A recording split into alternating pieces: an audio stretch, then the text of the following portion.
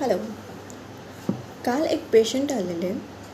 So त्यांची treatment केली आणि त्यांच्यासोबत एक त्यांचा 3 to 4 इयर्सचा मुलगा असेल.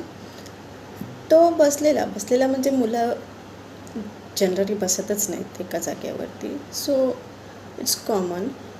बट ते पेशंट मला म्हणाले की डॉक्टर, मी तुम्हाला एक विचारू का? माझा मुलगा खूप ॲग्रेसिव्ह आहे आणि त्याच्यासाठी काहीतरी मला उपाय सुचवा प्लीज. मी खूप खूप कंटाळतो त्याला सांभाळून वगैरे वगैरे वगैरे. म्हटलं ॲग्रेसिव्ह म्हणजे काय, मला तुम्ही एक्सप्लेन कराल का?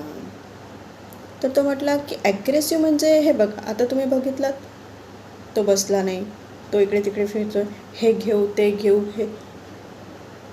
मी म्हटलं ठीक आहे, बोला, अजून बोला, बोलून घ्या, मग मी तुम्हाला एक्सप्लेन करेन. ओके. सो तर या कंडिशनमध्ये असं आहे की ते त्यांची नॅचरल टेंडन्सी आहे, राईट.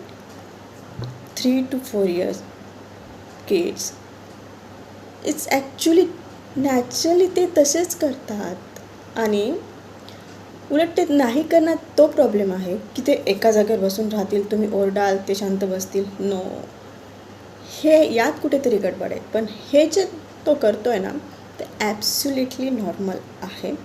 सो डोंट वरी. आणि तुम्ही जे करताय, मी तेही बघत होते, तुम्ही त्याला ओरडताय. ॲग्रेसिव्ह कोण आहे सांगा? तुम्ही आहात. तुम्ही त्याच्या प्रत्येक गोष्टीवर, मी आत्ता बसून इथे बघते आहे, तुम्ही त्याला बास, हे करू नकोस ओरडताय. तुम्ही त्याला व्यवस्थित सांगा ना कुठलीही गोष्ट. ओरडून सांगाल तर तो अजून ॲग्रेसिव्ह होईल. तुम्ही ॲग्रेसिव्ह बनाल, तोही ॲग्रेसिव्ह बनेल. Am I right?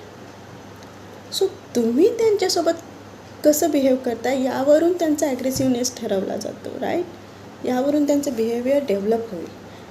आणि लहान मुलं अशीच असतात, हे ॲब्सोल्युटली नॉर्मल आहे. सो डोंट वरी की माझा मुलगा ॲग्रेसिव्ह आहे, माझा मुलगा असंच करतो, शांतच बसत नाही. No no no no. उलट you have to accept this and you have to be happy for this. Okay.